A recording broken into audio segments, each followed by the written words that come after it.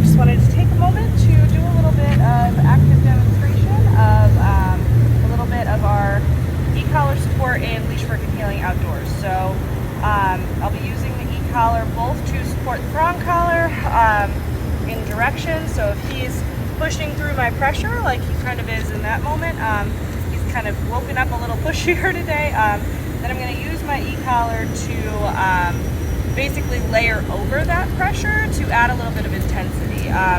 You know, he's kind of hit a point where, you know, he's testing boundaries. You know, he's at that kind of perfect like teen age, but he also is now used to the prong collar, so we've lost that kind of novelty that happens, you know, early on in the introduction. So he's a little more willing to test, and basically rather than escalate our prong collar corrections or our prong collar pressure, we can support that with the e-collar, which should give us a little lighter hand and a little more nuance so that we don't find ourselves getting into conflict with our dogs. So with him, I'm going to feed him a piece of food before we even start, just to get him checked in. Good boy.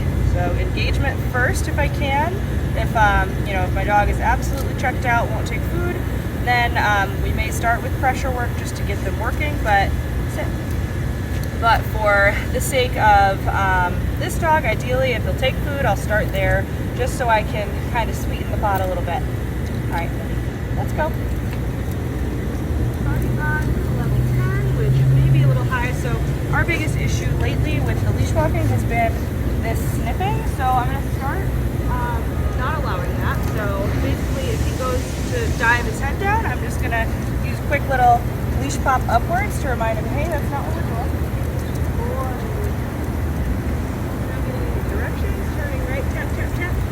Pop him up. So what that sniffing is, there's two things. One, it's interesting. He finds that more exciting than what we're doing right now.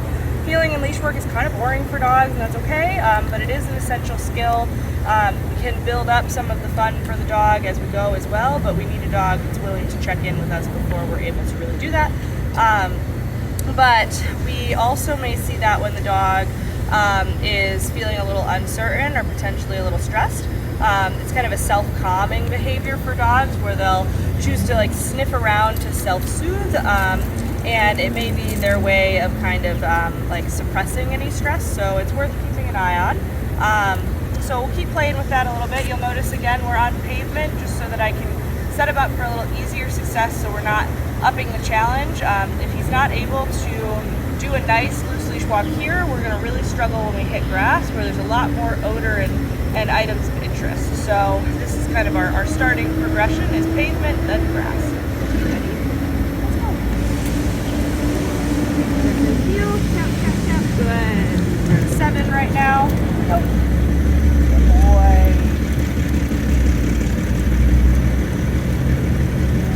Good. Tap that time. I got a good response. Nope. I can see him starting to duck his head down. Little light reminder of nope, that's not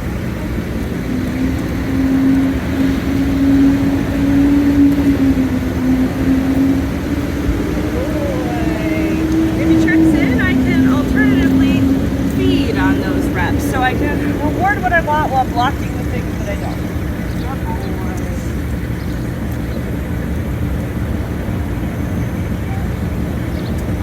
Still in a nice spot right with me, just behind my leg. If I do a left turn, I may just pause it with the leash just a little bit.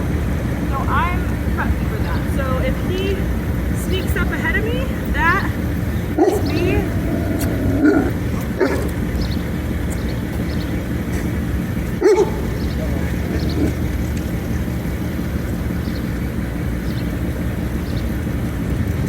Alright, brief distraction. We just had somebody pass through we weren't expecting.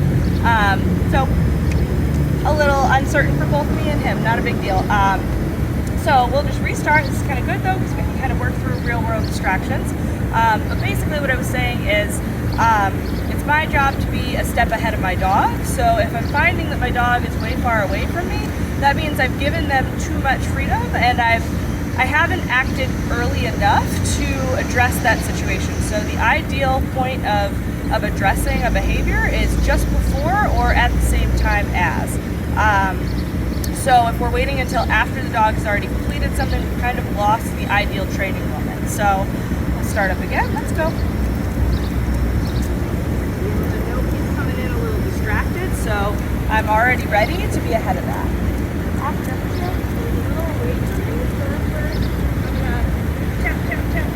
good. Pressure comes off as soon as he's back in that bubble. Oscar. Good. Again, he's getting a little wound up, so I'm going to pause. Good. Leave a left turn instead. Right turns tend to wind the dog up a little more just because there's more motion involved, so they have to speed up. Left turns tend to slow the dog down because they require the dog to match our pace or slow their pace in order to give us room to turn left into them. So let's go. Good boy.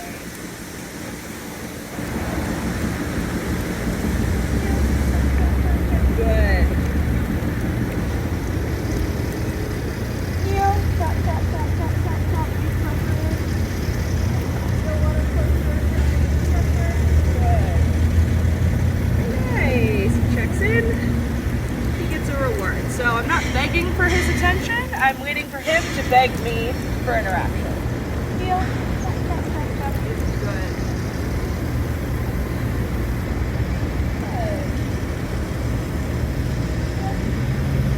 Very nice. So he's at a point where I would start integrating more long straightaways, but just because of kind of challenging filming with just me, I may try and do a little bit while walking, but I may not be able to juggle the phone at the same time. But basically, it's okay if he has little moments where he misses cues.